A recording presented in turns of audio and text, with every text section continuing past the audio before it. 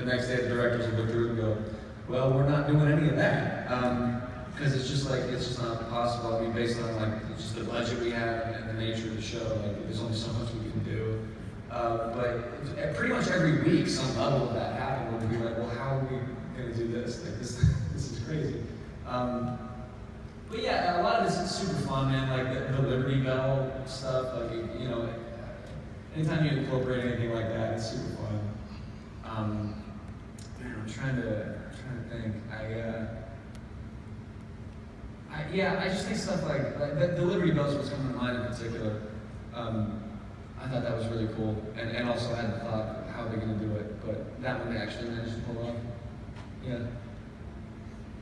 And then I have one more question for you, just yeah, about acting, and I think we're going to be kind of closing out Space City. But what I want to ask you is this: you started young. You said that you kind of got found in a dermatologist's office, was it?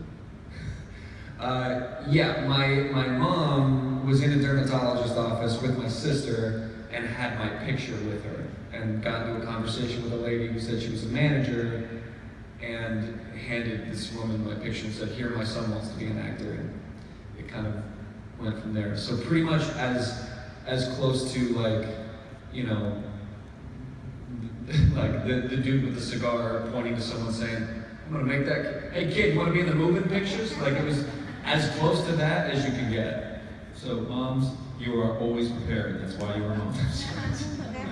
So my question is, not so much how can people break into the industry, but if somebody is starting young, because you always hear all these pitfalls of what happened to this actor or this actor.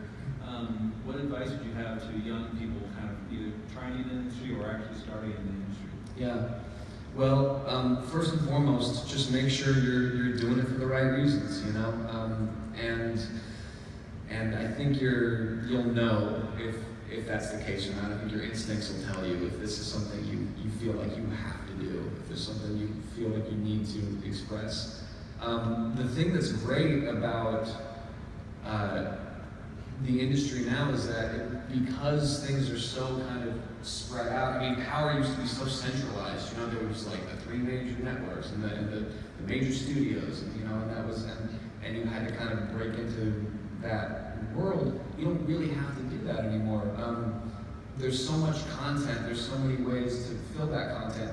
Cameras are so cheap now. I mean, you can create your own content. I think first and foremost, the most important thing is to just get good. And what I mean by that can, is either take classes or go to school, whatever that thing is for you that's going to allow you to develop yourself in a way that's going to be productive.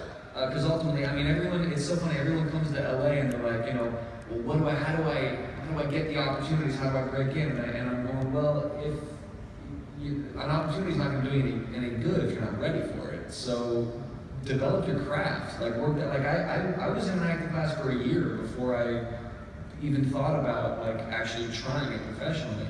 And there's so many resources, in LA alone.